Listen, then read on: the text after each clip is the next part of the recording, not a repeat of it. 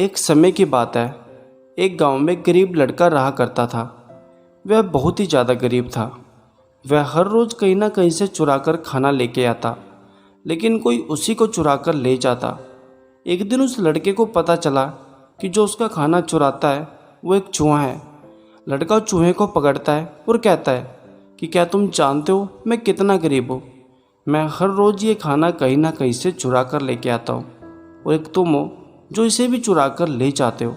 अगर तुम्हें चोरी ही करनी है तो तुम अमीर घर में करो, उन्हें इससे कुछ फ़र्क भी नहीं पड़ेगा।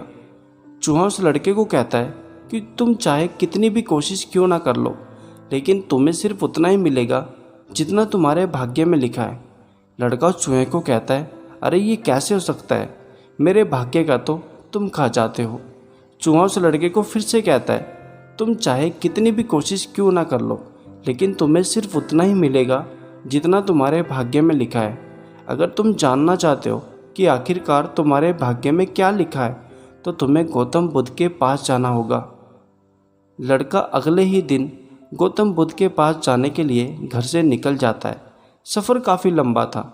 उसे चलते चलते रात हो जाती है। अब ना तो उसके पास खाने के लिए खाना है और ना ही ठहरने के लिए कोई जगह। लड़का अपने आसपास देखता है तो उसे एक हवेली दिखती है। लड़का हवेली में जाता है और वहाँ के मालिक से एक रात ठहरने की आज्ञा मांगता है। हवेली का मालिक उसे एक रात ठहरने की आज्ञा दे देता है, लेकिन हवेली का मालिक उससे पूछता है कि बेटा, आखिरकार तुम इतनी देर रात तक कहाँ जा रहे हो। लड़का उसे कहता है कि मैं अपने भाग्य के बारे में जानने के लिए गौतम बुद्ध जी के पास जा रहा हूँ। हवेली का मालिक उसे कहता है कि क्या बेटा तुम उनसे मेरा एक सवाल पूछोगे। लड़का कहता है, जी हाँ, मैं ज़रूर पूछूंगा, बताइए तुम्हारा क्या सवाल है। हवेली का मालिक कहता है कि मेरी बेटी की उम्र लगभग 16 साल की हो चुकी है, लेकिन मैं अभी तक बोल ही नहीं पाती।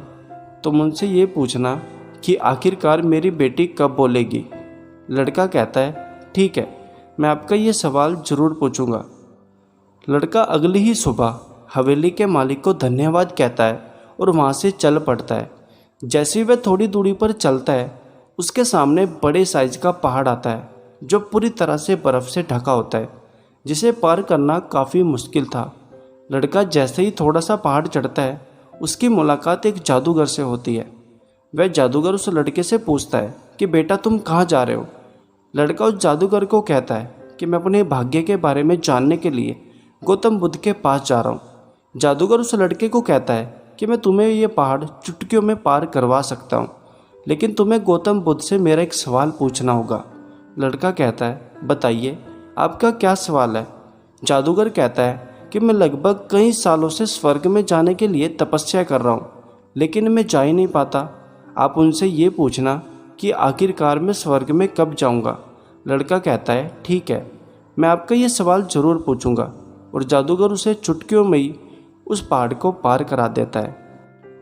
लड़का जादूगर को धन्यवाद करता है और वहाँ से भी चल पड़ता है। कुछ दूरी पर चलने के बाद उसके सामने एक बड़े साइज की नदी आती है, जिसे पार करना असंभव था। लड़का हैरान होता है और नदी के किनारे पर बैठ जाता है। कुछ समय तक सोचने के बाद उसके पास एक बड़े साइज का कछुआ आता है। कछुआ लड़के से पूछता है कि बेटा तुम कहाँ जाना चाहते हो। लड़का उस कछुए को कहता है कि मैं अपने भाग्य के बारे में जानने के लिए गौतम बुद्ध के पास जाना चाहता हूँ, लेकिन ये नदी मेरा भी रास्ता रोक रही है। कछुआ उस लड़के को कहता है कि मैं तुम्हें ये नदी पार करवा सकता हूँ, लेकिन तुम्हें गौतम बुद्ध से मेरा एक सवाल पूछना होगा। लड़का कहता है, बताइए आपका क्या सवाल है। कछुआ उस लड़के को कहता है कि मेरी उम्र लगभग 500 साल से भी ज़्यादा हो चुकी है और मैं एक बड़ा ड्रैगन बनना चाहता हूँ, तो गौतम बुद्ध से ये पूछना कि मैं आखिरकार बड़ा ड्रैगन कब बनूंगा। लड़का कहता है, ठीक है, मैं आपका ये सवाल ज़रूर पूछूंगा। कछुआ उस लड़के को अपनी पीठ पर बिठाता है और उसे ये नदी पार करवा देता है। लड़का उस कछुए को भी धन्यवाद कहता है और वहाँ से भी चल पड़ता है। कुछ दूरी पर चलने के बाद आखिरकार गौतम बुद्ध का डेरा आ ही जाता है। लड़का गौतम बुद्ध के डेरे के अंदर जाता है और देखता है वहाँ पर पहले से ही बहुत सारे लोग बैठे हुए हैं, लेकिन गौतम बुद्ध सिर्फ और सिर्फ उनके 3 सवालों का ही जवाब दे रहे हैं। चौथे सवाल का जवाब दे ही नहीं रहे। जिसे देखकर लड़का बहुत परेशान होता है और बैठकर सोचने लग जाता है। कुछ समय तक सोचने के बाद लड़का ये डिसाइड करता है कि मैं उन तीनों के सवालों का उत्तर लूँगा। मेरी प्रॉब्लम इतनी ज़्यादा बड़ी नहीं है, मैं बेशक गरीब हूँ, लेकिन मैं कहीं ना कहीं से मांग कर अपना पेट भर ही लूँगा। लड़का गौतम बुद्ध के पास जाता है और कहता है कि गुरुजी, एक लड़की है जिसकी उम्र लगभग 16 साल की हो चुकी है, लेकिन वह अभी तक बोल ही नहीं पाती। आखिरकार वह कब बोलेगी? गौतम बुद्ध उस लड़के को कहते हैं कि जिस दिन वह लड़की अपनी शादी कर लेगी उस दिन वह ज़रूर बोलेगी।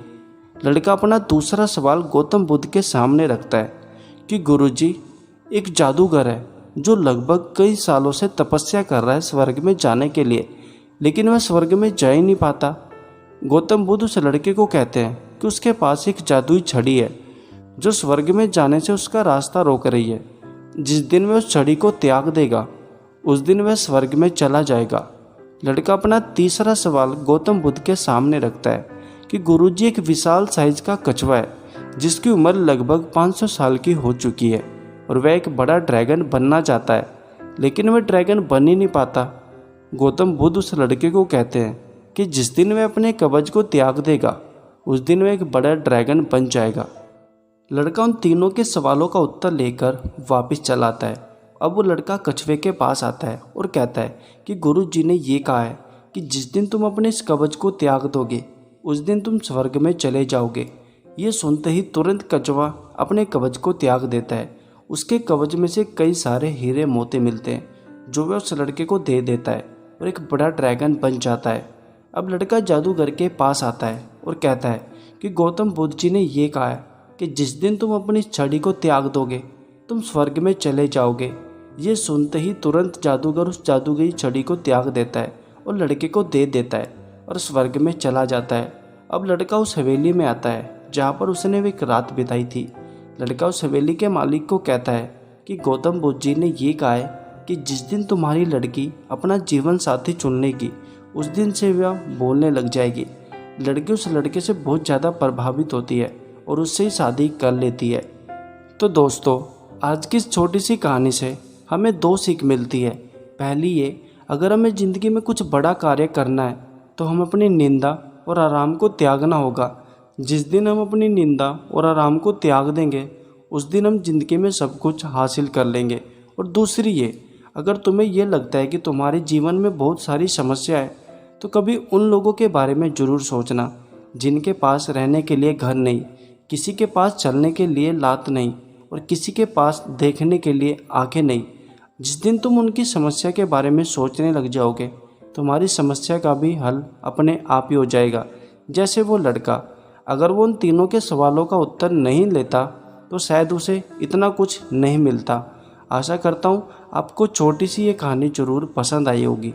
फिर से मिलेंगे एक नई कहानी के साथ। तब तक के लिए नमस्कार।